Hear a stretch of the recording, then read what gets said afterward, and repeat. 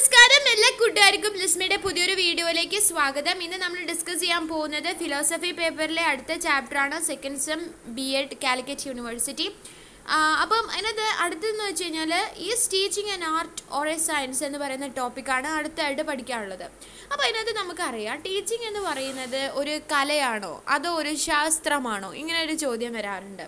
അപ്പം ആൻസർ ഇങ്ങനെയാണ്, teaching is both an art and A science. ശരിക്കും ടീച്ചിങ് എന്ന് പറയുന്നത് ഒരു ആർട്ടും അതോടൊപ്പം ഒരു സയൻസും കൂടിയാണ്.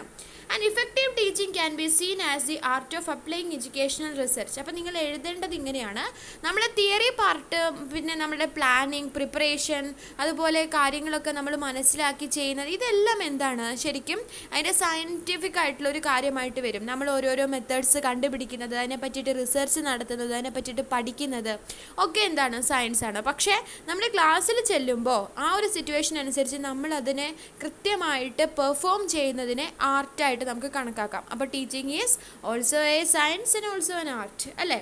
പിന്നെ learning the theory part can be considered as science and the practical session can be considered as art. എങ്ങനെ നമ്മളത് പ്രാക്ടിക്കലി യൂസ് ചെയ്യുന്നു എന്നുള്ളതിനെ നമുക്ക് ആർട്ടായിട്ട് കണക്കാക്കാവുന്നതാണ്. അടുത്തത് preparation and planning can be science and presentation can be an art. Already പറഞ്ഞ കാര്യമാണ്. Excellency in oration and ability to mesmerise the audience are art. Actually നമ്മളുടെ ഒരു ഒറേഷൻ, നമ്മൾ യൂസ് ചെയ്യുന്ന വാക്കുകൾ, ലാംഗ്വേജസ്, നമ്മൾ ഉപയോഗിക്കുന്ന പ്രസൻറ്റേഷൻ സ്കില്ലുകൾ അല്ലേ, ഇതെല്ലാം ശരിക്കും ഒരു കലയാണ്. അതുപോലെ തന്നെ മെസ്മറൈസ് ദ ഓഡിയൻസിനെ നമ്മൾ ആ ഒരു മണിക്കൂറുകൾ മുഴുവനും മുൾമുനയിൽ നിർത്തി അവർക്ക് സന്തോഷമായിട്ട്, അവർക്ക് ആ ചാപ്റ്റർ ഈസി ആയിട്ട് മനസ്സിലാക്കി കൊടുക്കുന്ന ആ ഒരു എക്സ്പേർട്ട്നെസ് ഉണ്ടല്ലോ, അതിനെയാണ് നമ്മൾ ആർട്ട് എന്ന് പറയുന്നത്. ഓക്കെ, ഇനി the science of teaching is the accumulation of information and the improvement of teaching practices based on the information gained. നമ്മൾ ഓൾറെഡി ഒരുപാട് പഠനം, ഒരുപാട് കാര്യങ്ങൾ എന്ത് ചെയ്തിട്ടുണ്ട്, പഠിച്ചിട്ടുണ്ട് അല്ലേ. അപ്പം ഈ കാര്യങ്ങളൊക്കെ സയൻസ് ഓഫ് ടീച്ചിങ് എന്നൊരു സയൻസ് ആണെന്ന് പറയുന്നതിന് കാരണം എന്താ, it is A accumulation of information. നമ്മൾ മാക്സിമം ഇൻഫർമേഷൻസ് നേടിയെടുക്കുക എന്നുള്ളതാണ് സയൻസ് എന്ന് പറയുന്ന ഭാഗത്ത് വരുന്നത്. And the improvement of teaching practices based on the information gain. നമുക്ക് കിട്ടിയിട്ടുള്ള ഇൻഫർമേഷൻ അനുസരിച്ച് നമ്മൾ ടീച്ചിങ്ങിനെ ബെറ്റർ ആക്കാൻ വേണ്ടി നമ്മൾ എന്തൊക്കെ ചെയ്യുന്നോ അതിനെയാണ് നമുക്ക് അതിൻ്റെ സയൻസ് എന്ന് പറയാം. ഓക്കെ, ഇത് പ്രധാനമായിട്ടും 3 രീതിയിലാണ്, 3 ലെവലിലാണ് നടക്കുന്നത്. ഒന്നെന്ന് പറയുന്നത് ശരിക്കും knowledge in our subject area, നമ്മളുടെ വിഷയത്തിൽ നമുക്കുള്ള നോളേജ്. ഇതില്ല എന്നുണ്ടെങ്കിൽ without it there is nothing to teach. ഇതിപ്പം ഞാൻ എടുക്കുന്ന ഇംഗ്ലീഷാണ്, എനിക്ക് ഇംഗ്ലീഷിൽ ഈ ഒരു കാര്യത്തിൽ കൃത്യമായിട്ട് ധാരണയില്ലെങ്കിൽ പിന്നെ അവിടെ ഒന്നും പഠിപ്പിക്കാനില്ലല്ലോ. സയൻസ് ആണെങ്കിൽ സയൻസ്, കെമിസ്ട്രി ആണെങ്കിൽ കെമിസ്ട്രി, സോഷ്യൽ ആണെങ്കിൽ സോഷ്യൽ, അങ്ങനെ. അടുത്തതെന്ന് പറഞ്ഞു കഴിഞ്ഞാൽ the study of research performed by others. മറ്റുള്ള ടീച്ചേഴ്സിനെ അല്ലെങ്കിൽ മറ്റുള്ള എക്സ്പേർട്ടിനെ ഒക്കെ കണ്ടിട്ട് നമ്മൾ എന്ത് ചെയ്യാണ്, അതേപോലെ ഇമിറ്റേറ്റ് ചെയ്യുക എന്നുള്ളതല്ല, അവരെ കണ്ട് മനസ്സിലാക്കി നല്ലതാണെങ്കിൽ അത് നമ്മൾ അക്സെപ്റ്റ് ചെയ്യാനും വേണ്ടാത്തത് കളയാനും ഒക്കെയുള്ള ഒരു അണ്ടർസ്റ്റാൻഡിങ് ഉണ്ടല്ലോ, അതൊക്കെ ഒരു സയൻസാണ് കേട്ടോ, ടീച്ചിങ്ങിൻ്റെ സയൻസിൽ വരുന്ന ഭാഗമാണ്. അതേപോലെ the information gained in our own class room. ഇതൊന്നും അല്ല, നമ്മുടെ ക്ലാസ് റൂമിനകത്തുനിന്ന് നമുക്ക് എന്ത് കിട്ടാറുണ്ട്, അറിവുകൾ കിട്ടാറുണ്ട്. ഇങ്ങനെയൊക്കെ പറഞ്ഞു കൊടുത്താൽ കുട്ടികൾക്കൊന്നും കൂടി ഈസി ആയിട്ട് മനസ്സിലാവും എന്നൊക്കെയുള്ളൊരു തിരിച്ചറിവുകളുണ്ടല്ലോ.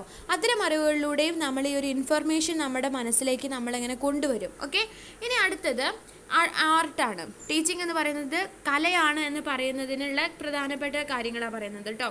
The art of teaching in words not only knowing what to do and how to do it, but also knowing when to use and in what situation not to do it.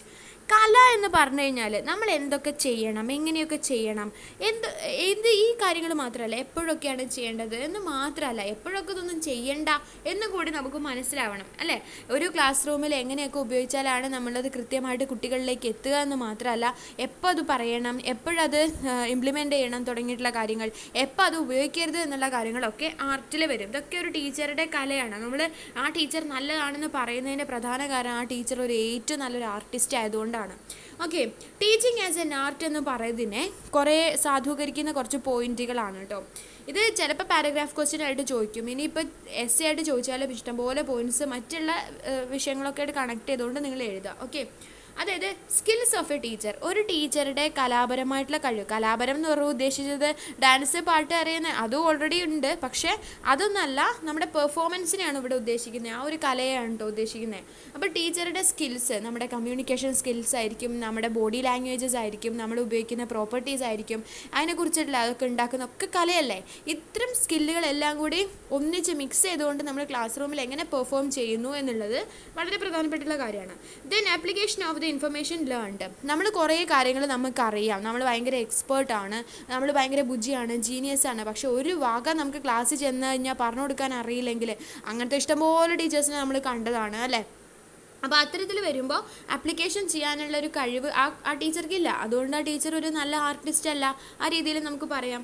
Then practical usage of acquired knowledge. നമ്മൾ കിട്ടിയിട്ടുള്ള എല്ലാ നോളേജുകളും പ്രാക്ടിക്കലായിട്ട് എങ്ങനെ ഉപയോഗിക്കാം. കാരണം ക്ലാസ്സിൽ നടക്കുന്നതെന്ന് വെച്ച് കഴിഞ്ഞാൽ ക്ലാസ്സിൽ നമ്മളെല്ലാം പ്രിപ്പയർ ചെയ്ത് പോയിട്ട് അവിടെ ചെല്ലുമ്പോഴുള്ള സിറ്റുവേഷൻ അങ്ങനെ ആയിരിക്കത്തില്ല. നമ്മൾ ഇഷ്ടംപോലെ പ്രാക്ടിക്കൽ സെഷൻസിൽ കണ്ടതാണ് അല്ലേ. നമ്മൾ ക്ലാസ്സിൽ ചെല്ലുമ്പം നമ്മൾ അങ്ങനെയൊക്കെ ഇങ്ങനെയൊക്കെ ചെയ്യണം എന്നൊക്കെ വിചാരിച്ച് അവിടെ ചെല്ലുന്ന ഒരു 10 മിനിറ്റ് അവരെ ഒന്ന് ബെഞ്ചിലോട്ട് കയറ്റി ഇരുത്താനും അവരെ ചീത്ത പറയാനൊക്കെ ഇഷ്ടംപോലെ സമയം അങ്ങനെ പോകും അല്ലേ. അവരൊന്ന് അടക്കി ഇരുത്തണമെങ്കിൽ തന്നെ വേണം കുറേ സമയം. അപ്പോൾ ഈ ഒരു രീതിയിൽ പ്രാക്ടിക്കൽ യൂസേജ് നമുക്ക് വേണം. ക്ലാസ് റൂമിൽ ചെന്ന് കഴിഞ്ഞാൽ ഇങ്ങനെയൊക്കെ ആയിരിക്കും, അല്ലെങ്കിൽ പെട്ടെന്ന് എന്തെങ്കിലും ഒരു സംഭവം വന്നു, അല്ലെങ്കിൽ ടീച്ചർ വന്നു, അല്ലെങ്കിൽ കൊച്ചിന് എന്തെങ്കിലും പറ്റി, കുഞ്ഞുങ്ങൾ തമ്മിൽ വഴക്കുണ്ടാക്കി, അങ്ങനെയൊക്കെ പ്രശ്നങ്ങളൊക്കെ വരും. അപ്പോഴൊക്കെ ഉള്ളൊരു പ്രാക്ടിക്കൽ യൂസേജ്, കാര്യങ്ങൾ കൃത്യമായിട്ട് പറഞ്ഞു കൊടുക്കാനൊക്കെ ഉള്ളൊരു കഴിവ്. അപ്പോൾ teacher is A good artist എന്ന് നമുക്ക് പറയാം. And it is A creative process. Teaching എന്ന് പറയുന്നത് ഒരു ക്രിയേറ്റീവ് പ്രോസസ്സാണ്. ക്രിയേറ്റിവിറ്റി ഇല്ലാത്ത ഒരാൾക്കും നല്ലൊരു ടീച്ചറായിട്ട് ഒരിക്കലും നിലനിൽക്കാൻ സാധിക്കില്ല. ക്ലാസ് റൂമിലെ ഓരോ കോൺസെപ്റ്റും എത്ര മനോഹരമായിട്ട്, എത്ര ഈസി ആയിട്ട് എങ്ങനെയൊക്കെ കുഞ്ഞുങ്ങൾക്ക് പറഞ്ഞു കൊടുക്കാൻ പറ്റുമോ ആ രീതിയിലെല്ലാം അവരെ പഠിപ്പിച്ചെടുക്കാനുള്ള കഴിവെന്ന് പറയുന്നത് ടീച്ചർക്കാണ് ഉണ്ടാവുക. അതൊരു ഭയങ്കര കഴിവാണ് അല്ലേ. ഇപ്പോൾ സയൻസ് പഠിക്കുന്ന എല്ലാവരും ടീച്ചേഴ്സൊന്നും ആവുന്നില്ല, പക്ഷേ ആ സയൻസ് പഠിക്കുന്ന ടീച്ചേഴ്സിനകത്ത് അത് പറഞ്ഞു കൊടുക്കാനും നല്ല രീതിയിൽ അത് പെർഫോം ചെയ്യാനും കഴിവുള്ളവരെയാണ് ശരിക്കും അവർ നല്ല ടീച്ചേഴ്സായിട്ട് മാറാറുണ്ട്. അപ്പം അവർ സയൻസ് ഓൾറെഡി ബേസിക് സയൻസ് ആണ്, ആ സയൻസ് അല്ല ഉദ്ദേശിച്ചത്, എന്നാലും ഇങ്ങനെ പറഞ്ഞു കഴിഞ്ഞാലും അവർക്ക് തിയറി ഭയങ്കര തറവാണ്, അവരത് പ്രാക്ടിക്കലി പറഞ്ഞു കൊടുക്കുമ്പം അതിനെയാണ് ശരിക്കും ഒരു ആർട്ടിസ്റ്റാണ്, ഇറ്റ് ഈസ് എൻ ആർട്ട് എന്ന് കൂടി നമുക്ക് പറയാൻ പറ്റുന്നത്. And diversity in presentation of subject matter. നമ്മൾ പഠിക്കുന്ന സബ്ജക്റ്റിൻ്റെ, നമ്മുടെ കോൺസെപ്റ്റിനെ നമ്മൾ എങ്ങനെ ക്ലാസ് റൂമിൽ ഇത്രയും ഡൈവേഴ്സായിട്ട്, ഇന്നലത്തെ പോലെയല്ല ഇന്ന് നല്ലതായിട്ട് ബോറടിപ്പിക്കാത്ത രീതിയിൽ എങ്ങനെ അവരെ പഠിപ്പിച്ചെടുക്കുന്നു എന്നുള്ളതും പ്രധാനപ്പെട്ടുള്ള കാര്യമാണ്. And the lesson should be planned and the script, but an effective teacher allows for the unexpected teachable moment. Okay, അവിടെ ഉദ്ദേശിച്ചത് ഇത് തന്നെയാണ്. നമ്മൾ പ്രതീക്ഷിക്കാത്ത ഒരു ക്ലാസ് റൂം ആയിരിക്കും ചിലപ്പോൾ നമുക്ക് പോകേണ്ടി വരിക, അല്ലെങ്കിൽ നമ്മൾ പ്ലാൻ ചെയ്ത പോലെ ഒന്നും അവിടെ വർക്കൗട്ട് ആവണമെന്നില്ല. നമ്മൾ ചോദിക്കുന്നതിന് കൊച്ചുങ്ങൾ നല്ല മറുപടി പറഞ്ഞിട്ടില്ല എങ്കിൽ കൂടി നമുക്ക് പിന്നെ കണ്ടിന്യൂ ചെയ്ത് പോകാൻ പറ്റില്ല ഇല്ലല്ലോ. നമ്മൾ പ്രീവിയസ്ലി അവർക്ക് അറിയുന്ന കാര്യങ്ങൾ നമ്മളിങ്ങനെ ചോദിച്ചിട്ടാണ് അടുത്തൊരു പോയിന്റിലേക്ക് എത്തിക്കുന്നത്. അതിനൊന്നും അവർക്ക് സാധിക്കുന്നില്ല, അവർ നന്നായിട്ട് ആക്ടിവിറ്റി ചെയ്യുന്നില്ല എന്നുണ്ടെങ്കിൽ നമ്മളവിടെയൊക്കെ ആകെ താഴ്ന്നു പോവുകയാണ് ചെയ്യുക. നമ്മുടെ ലെസൺ പ്ലാൻ ഒന്നും അവിടെ വർക്കൗട്ട് ആവുകയില്ല. പക്ഷേ ആ ഒരു നിമിഷത്തിൽ പോലും നമ്മൾ ആ ലെസൺ പ്ലാനിനോട്ട് തന്നെ തിരിച്ചു അവരെ കൊണ്ടുവരാനും ആ ഒരു രീതിയിൽ അത് കംപ്ലീറ്റ് ചെയ്യാനുള്ള നമ്മുടെ ഒരു സ്കില്ലുണ്ടല്ലോ, അതിനെയാണ് നല്ലൊരു ആർട്ട് എന്ന് പറയുന്നത്. ഓക്കെ, ഇനി ലാസ്റ്റ് 2 പോയിന്റ്സ് എന്ന് പറഞ്ഞാൽ, while the science of teaching is essential knowledge of subject matter, learning theories and instructional strategies that form the foundation of teaching. Science എന്ന് പറയുമ്പോൾ, ടീച്ചിങ് എന്ന് പറയുന്നത് ഒരു സയൻസ് ആണെന്ന് പറയുന്നതിനെ സാധൂകരിക്കുന്നതിൽ ഏറ്റവും പ്രധാനപ്പെട്ട കാര്യം എന്ന് പറഞ്ഞു കഴിഞ്ഞാൽ ബേസിക് ആയിട്ടുള്ള നമ്മളുടെ കാര്യങ്ങളൊക്കെ എന്ന് വെച്ചാൽ നമ്മളെ പ്ലാനിങ് ആയിക്കൊള്ളട്ടെ, നമ്മളുടെ ഓരോരോ റിസർച്ചുകളായിക്കൊള്ളട്ടെ, മെത്തേഡ്സിൻ്റെ സെലക്ഷൻ ആയിക്കൊള്ളട്ടെ, ഇതെല്ലാം സയൻസാണ്. എന്നാൽ ആർട്ട് എന്ന് പറയുമ്പോഴെങ്ങനെയാണ്, അത് ക്ലാസ്സിൽ ചെല്ലുമ്പോൾ it is actually the mastery of the art of teaching the defines truly effective teachers.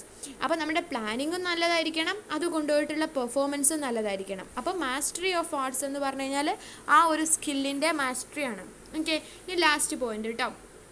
Even the proponent of the scientific method in education, John Dewey, did not consider teaching itself to be a science but a combination of art and science. അപ്പം ഏറ്റവും project method പോലെ scientific ആയിട്ടുള്ള കുറേ മെത്തേഡ്സും ഒബ്സർവേഷനിലൂടെയാണ് പഠിക്കേണ്ടതെന്നൊക്കെ പറഞ്ഞിട്ടുള്ള കുറേ തിയറീസൊക്കെ കൊണ്ടുവന്ന John Dewey, അദ്ദേഹം പോലും പറഞ്ഞിരിക്കുന്നത് എന്താണെന്ന് അറിയാമോ? എഡ്യൂക്കേഷൻ എന്ന് പറയുന്നത് അല്ലെങ്കിൽ ടീച്ചിങ് എന്ന് പറയുന്നത് എന്താണ്? It is not a science, it is a combination of science and art. കലയും ശാസ്ത്രവും ചേർന്നിട്ടുള്ളതാണ് യഥാർത്ഥ ടീച്ചിങ് എന്നാണ്. ഓക്കെ, അപ്പോൾ this is the topic. I hope you understood. നമുക്ക് അടുത്ത ടോപ്പിക്കിലേക്ക് പോവാം. ഈ യൂണിറ്റിൽ കുറച്ച് ഏറെ സംസാരിക്കാനുണ്ട് കേട്ടോ. അപ്പോൾ അടുത്ത ടോപ്പിക്കിലേക്ക് നമുക്ക് പോവാം. അതിനുമുമ്പ് നിങ്ങളിത് ഷെയർ ചെയ്യണം, സബ്സ്ക്രൈബ് ചെയ്യണം. എന്തെങ്കിലും നിങ്ങൾക്ക് മാറ്റം വരുത്തണമെങ്കിൽ കമൻറ്റ് അയക്കണം കേട്ടോ. Okay, by.